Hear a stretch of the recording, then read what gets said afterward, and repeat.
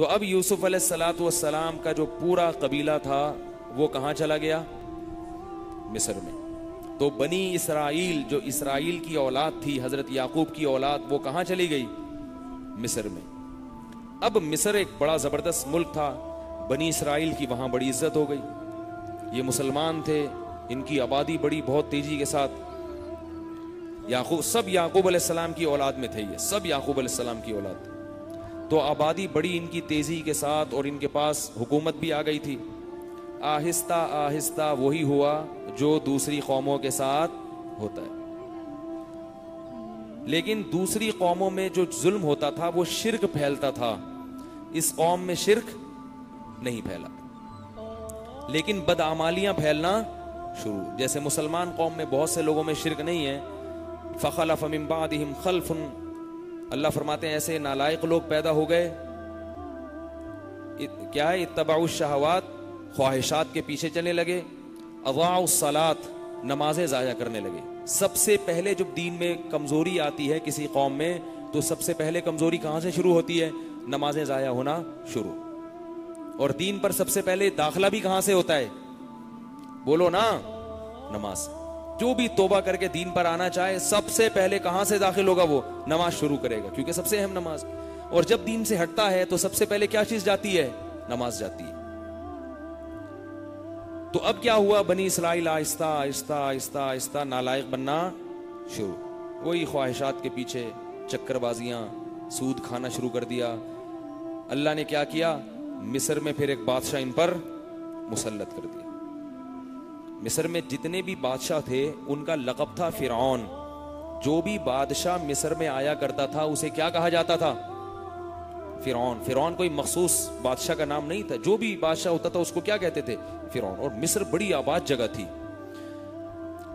अब बनी इसराइल बहुत बड़ी तादाद में हो गई। ये बड़े खूबसूरत थे क्योंकि याकूब अलैहिस्सलाम की औलाद में थे।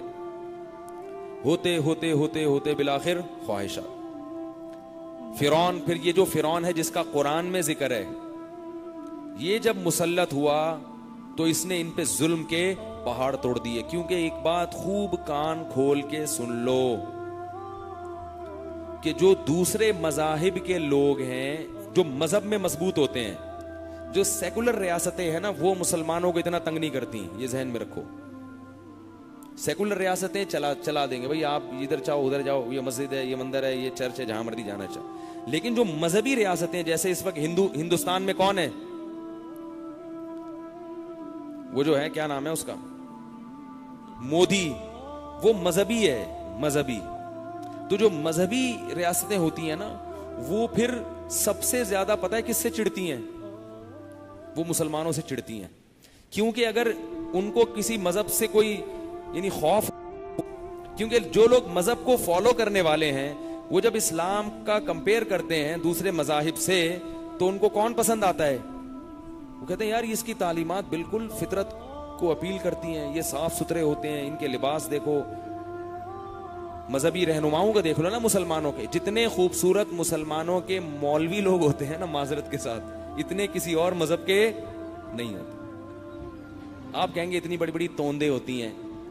भाई, जिस कौम से मौलवी लोग आते हैं ना, उस कौम का सबसे खूबसूरत यही होता है। आई बात समझ में? उस गांव में जाके देख लिया करो, जो नहीं है मौलवी, उनकी तोंदे उनसे भी दुगनी होंगी। बात आ रही है समझ में? तो वो तो, अब जैसे आप कहें साउथ अफ्रीका से किसी को मौलवी बनाए, अब आप कहें ये कहां से खूबसूरत, तो काला है, तो अबे भाई इसकी कौम को जाके देखो, इससे भी ज्यादा ब्लैक होगी वो, ठीक है ना? इसके फिर भी थोड़ा सा चेहरे पे नूर आ गया। और दूसरे जो तोंदों वाले होते हैं ना, तोंद की दो किस्में, गलत किस्म की तोंद, एक जायज तोंद। जायज तोंद वो होती है जो पैदाइशी हो, जो खाने की वजह से नहीं है, वो तो कुदरती भी होती है बहुत से लोगों की, वो तो डॉक्टरों की भी होती है, साइंसदानों की भी होती है, और हुक्मरानों की भी होती है, वो तो सबकी होती है। फौज की इसलिए नहीं होती कि उसमें तोंद वाले को भर्ती नहीं किया जाता, वरना सबकी होती है। वो जानकर नहीं होती, वो तो कुदरत की तरफ से है ना भाई, पैदाइशी है। और एक तोंद वो होती है जो खाने की वजह से, वो अहले हक की नहीं होती।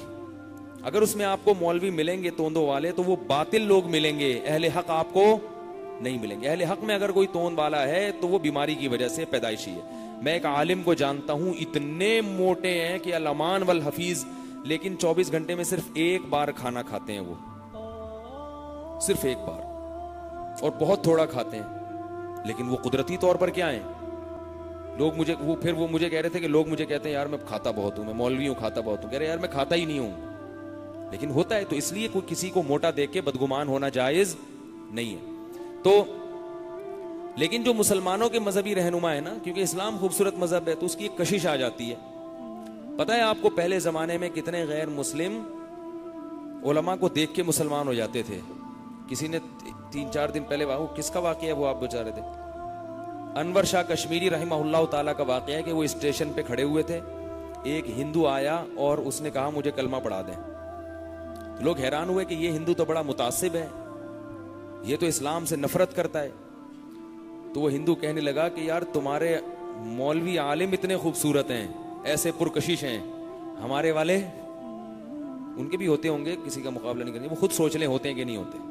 लोग कहते हैं किसी का मजाक नहीं उड़ाया करो भाई, खुद सोच लें, कोई पंडित जी हों अच्छे से, अल्लाह करे। तो वो कहने लगे कि यार तुम्हारे मौलाना इतने खूबसूरत हैं, तुम्हारे मजहबी रहबर, तो तुम्हारे मोहम्मद सल्लल्लाहु अलैहि वसल्लम कितने खूबसूरत होंगे जो असल थे। और आप सल्लल्लाहु अलैहि वसल्लम का तो हुस्न जमाल हदीस की किताबों में मौजूद है।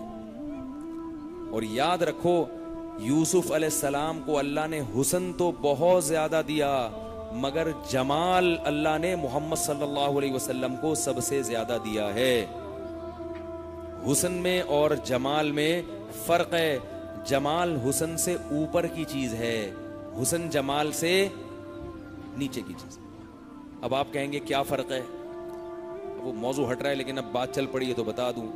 जमाल और हुस्न में फर्क ये होता है कि हुस्न कहते हैं कोई प्यारी चीज हो, पहली नजर में एकदम आप उसकी तरफ माइल हो जाएं।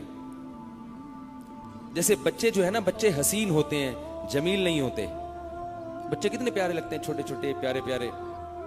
जमाल उनमें जब पैदा होता है जब वो जवान हो जाते हैं। जब जवान हो जाते हैं तो एकदम देख के उनकी तरफ तबीयत माइल नहीं होती, गोद में उठा के प्यार करने का दिल नहीं करता उनको। लेकिन जब उसके साथ आहिस्ता आहिस्ता रहना शुरू करोगे तो उसके जमाल से मुतासिर होकर उस पर आशिक हो जाओगे। ये होता है जमाल, यानी हर लिहाज से आज़ा में तनासुब हो, बोलने का अंदाज, चलने का अंदाज, बात। बच्चे जो चलते हैं टेढ़े मेढ़े चलते हैं, बोलते हैं तो तोतले बोलते हैं, तो ये जमाल थोड़ी है।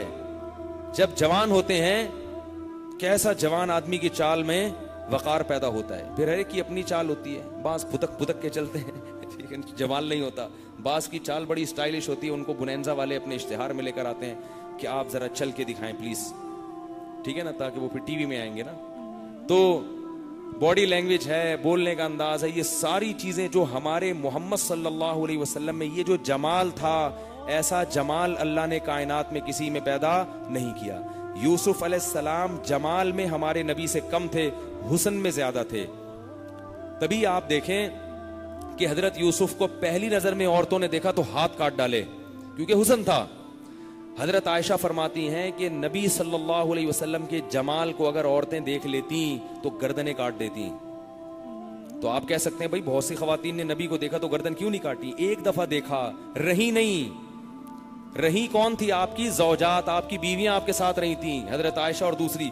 वो फिर इश्क से भी ज्यादा मोहब्बत किया करती थी मोहम्मद सल्लल्लाहु अलैहि वसल्लम से, क्योंकि जमाल उस हुस्न को कहते हैं जिसमें रोब हो। औरतें हसीन होती हैं, मर्द जमील होते हैं, इससे भी बड़ा वाजे।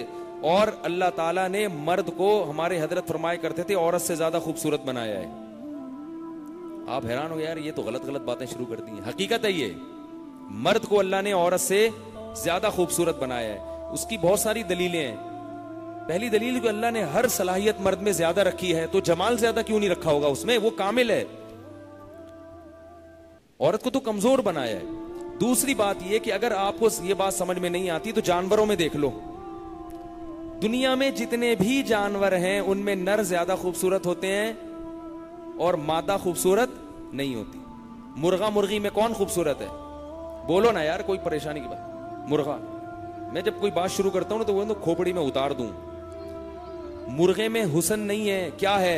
जमाल है। हुस्न मुर्गी में। अच्छा कौन लगता है? मुर्गा, जमाल की वजह से। वो अलग बात है कि उसको अच्छी मुर्गी लगती है, ठीक है। लेकिन अगर आप एक थर्ड पार्टी देखेगी तो उसको कौन अच्छा लगेगा? मुर्गा। उसमें क्या है? रोब है, जमाल है, कलगी है, उसकी आवाज है, कैसे चीखता है। मुर्गी थोड़ी चीख सकती है ऐसे। चाल देखो मुर्गे की, स्टाइल देखो बातचीत करने का, गर्दन ऐसे अकड़ के देखता है, तो ये जमाल है। बबर शेर और शेरनी में किसमें ज्यादा खूबसूरती है? शेर। बाल हैं, उसकी चाल ज्यादा खूबसूरत है शेरनी से। इसी तरह ये जो सुरखाब है ना, सुरखाब, सुरखाब का नर है जिसको सुरखाब कहते हैं, सुरखाब की मादा में खूबसूरती नहीं है। मोर को देख लो, मोर में नर है जिसके खूबसूरत बाल हैं और ऐसे पर फैला के खड़ा होता है, मोरनी में वो खूबसूरती कहीं भी नहीं है। जानवरों में कोई जानवर ऐसा नहीं है जिसमें मादा ज्यादा खूबसूरत हो, तो इंसानों में कैसे हो सकता है? वो आपको और हमको क्यों अच्छी लगती है वो एक अलग बात है, वो एक अलग चीज है, क्योंकि उनमें हुस्न है ना, हुस्न की तरफ फौरन माइल होता है इंसान, फौरन माइल। जैसे किसी बच्चे को हम देखते हैं तो फौरन दिल चाहता है, बच्चे को कितने प्यारे होते हैं, छोटे छोटे मुन्ने, छोटा मुन्ना कहते हैं ना लोग उसको। लेकिन जमाल कब पैदा होगा? जवान हो जाएगा। फिर उसमें एक बच्चे तो लुढ़क लुढ़क के चलते हैं और इधर गिर रहे हैं, बात करते हैं तोतले, ये कोई खूबसूरती थोड़ी है। खूबसूरती तो जब है जब बात करना सीख जाएं, चलना सीख जाएं, लुढ़के नहीं, गिरे नहीं, घुड़सवारी सीख जाएं और ये सब चीजें सीख जाएं। फिर तो हमारे नबी सल्लल्लाहु अलैहि वसल्लम की जैसी चाल थी, ऐसी चाल, इतनी खूबसूरत चाल इस कायनात में अल्लाह ने किसी की पैदा नहीं की। हमारे नबी सल्लल्लाहु अलैहि वसल्लम का बोलने का जो अंदाज था इतना खूबसूरत था कि इस कायनात में ऐसा अंदाज अल्लाह ने किसी का पैदा नहीं किया। हमारे नबी के मुस्कुराने का जो अंदाज था, ऐसा अंदाज अल्लाह ने किसी का पैदा नहीं किया। आज पब्लिक को हंसते हुए तो देखो, उनके लतीफे पे इतनी हंसी नहीं आती जितनी उनकी हंसी को देख के हंसी आ रही होती है, ठीक है ना। जो पब्लिक हंस रही होती है